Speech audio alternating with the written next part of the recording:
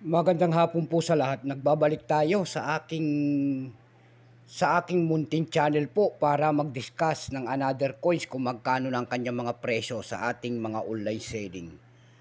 Ayan, magpapasalamat lamang tayo sa ating mga subscriber dyan. Maraming salamat po sa lahat ng aking mga subscriber.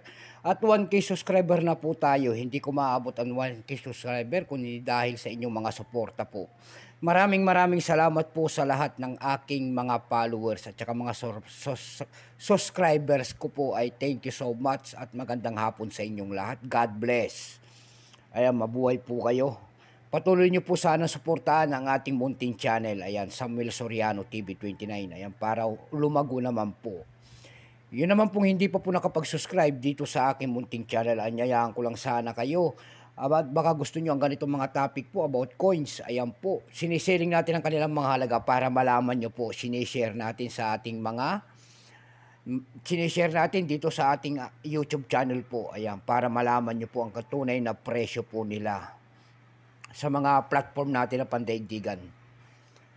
Ayan, babatiin ko lang ng special shoutout ang aking mother diyan po sa Daragin po. Ayan, Soriano family po. Ayan po. Magandang hapon po sa lahat. Maraming salamat din po sa nanonood doon sa ating FB page. Thank you so much sa aking FB page. Ayan, Samuel Soriano po. Lahat po na nakapalo dyan sa ating FB page ay maraming salamat po. And God bless. Lalo na yung mga nagsisend ng mga gift dyan sa atin tulad ng mga star. Thank you so much po sa inyong lahat. Mabuhay po kayo. Ayan, meron tayong pag-usapang barya guys. At ito po ay barya po ng Mexico. World coins po. Ayan.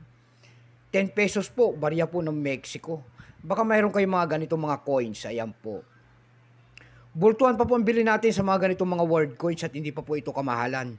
Ayan, isasalang natin siya para makita natin ang kanyang presyo sa ating online selling po. Ayan, sa mga platform. Pero bago po yan, kilalanin mo muna natin siya. Issue po nito ay Philippines po. Issue po ay Mexico. Issue po ay Mexico. Period, United Mexican States Republic, 1823 up to date po. Type nito standard circulation coins years, 1977 hanggang 2023. Value nito 10 pesos Mexico. Currency new piso, 1992 up to date po. Composition po niya na by metallic, nickel, brass. Center in aluminum, bronze ring. Ayan.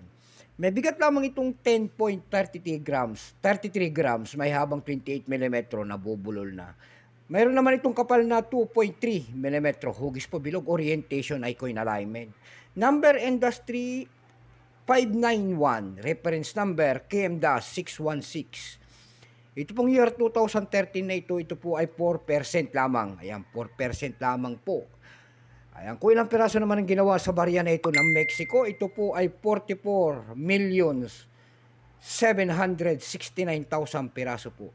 May price na po ito dun sa ating numista.com. Ayan. Binigyan na po ng presyo ng ating mga kolektor. Yung kanyang extra fine ay 44 pesos. Almost uncirculated ay 54. Uncirculated po nito ay nagkakahalaga po ng 66 pesos. Dako naman tayo sa kanyang mga presyo sa ating mga online selling tulad ng ab.com. Ayan. Doon sa ating ab.com, bintahan po ng coins, pandaigdigan. Meron naman tayo nakita nagbebenta doon ng $10 nito. Nasundan po ng $8. Yung pinakamababa po ay $7 na. Ayan. Sa carousel page naman po, tingin tayo ng mga presyo doon. Wala tayong makita nagbebenta nito. Ayan. 4% lang kasi. Ayan, napakahirap siguro magagalap ng ganito mga coins. Pero bultuhan po ang ating bili rito. So hanggang dito na lamang po. Ayan, nabubulol na. Keep safe po sa lahat. God bless.